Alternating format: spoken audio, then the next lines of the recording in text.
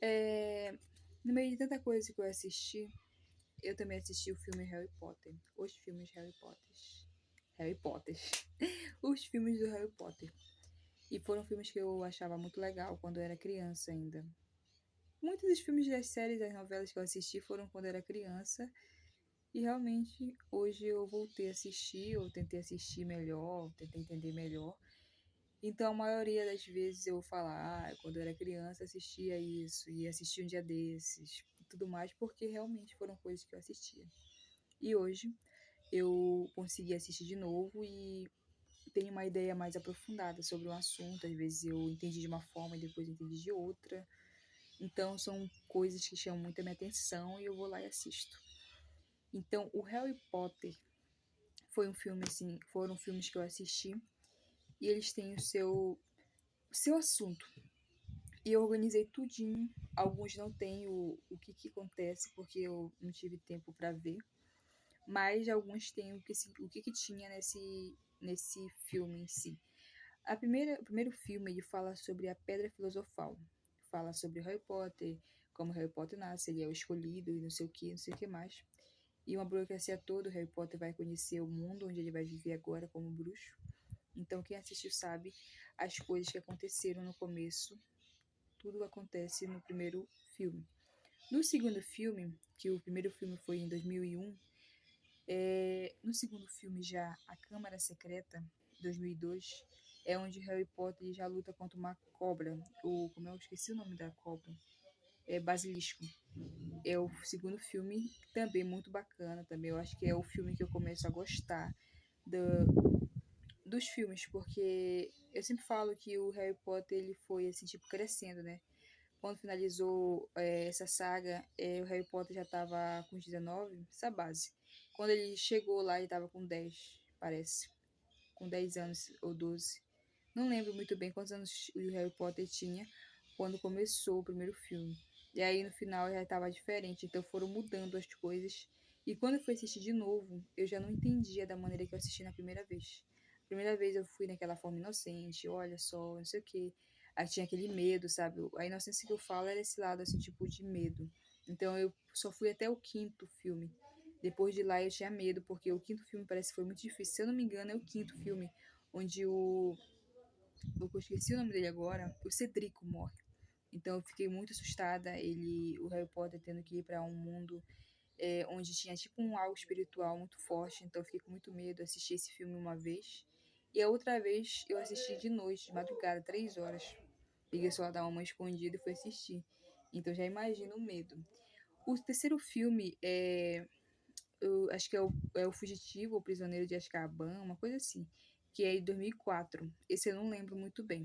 Eu sei que tem o de 2001, 2002, 2003, 2004, 2005, que é o quarto, 2006 é o quinto e 2009 o sexto. Esses aí eu não sei o que acontece nesses filmes.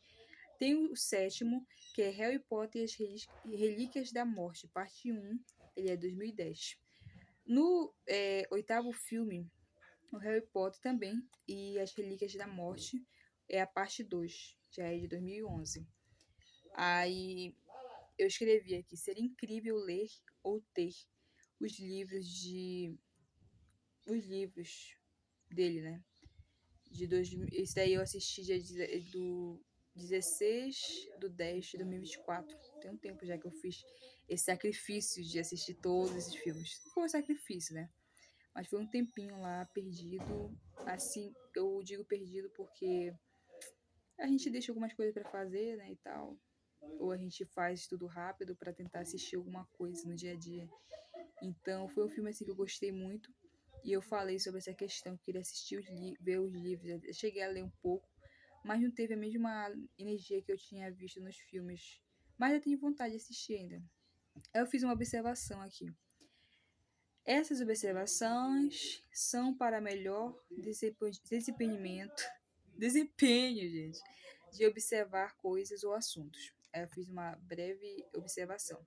A lenda ou história dos criadores de Hogwarts, no segundo filme. Aí eu fiz um resumo, pedi para o ChatGPT fazer um resumo. E fiz um resumo geral da evolução de Harry Potter. Coragem. Desde jovem, a sensação do seu destino amizade e lealdade, como suporte essencial de sua jornada. Liderança, ao guiar e proteger aqueles ao seu redor. Sacrifício, aceitação do seu papel como escolhido e arriscando sua vida pelo bem de todos.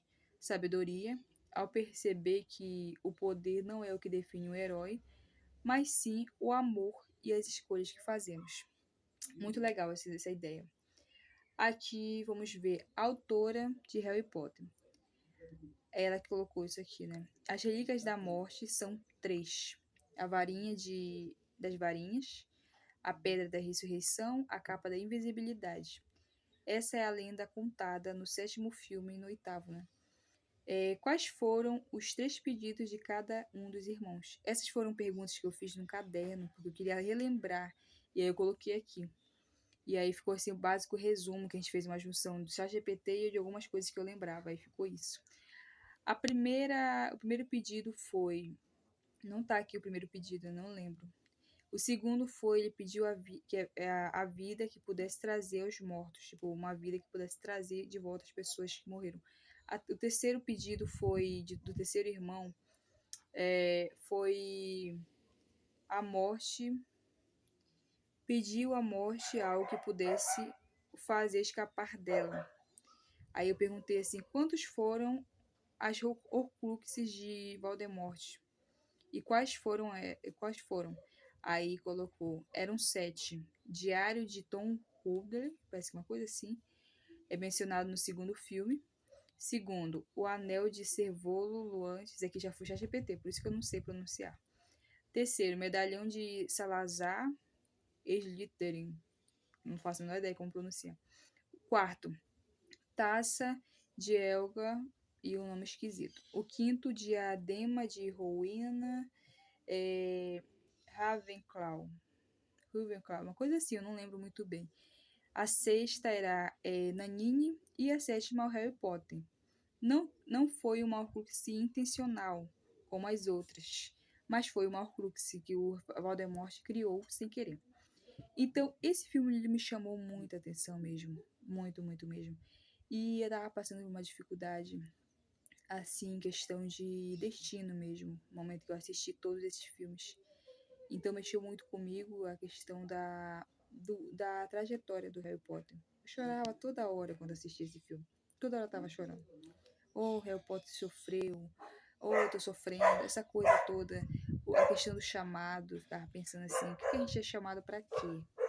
Que vida a gente é chamado pra fazer? E o Harry Potter ele ficou nisso. Sei lá, associei a minha vida com a dele de uma forma assim conextiva mesmo.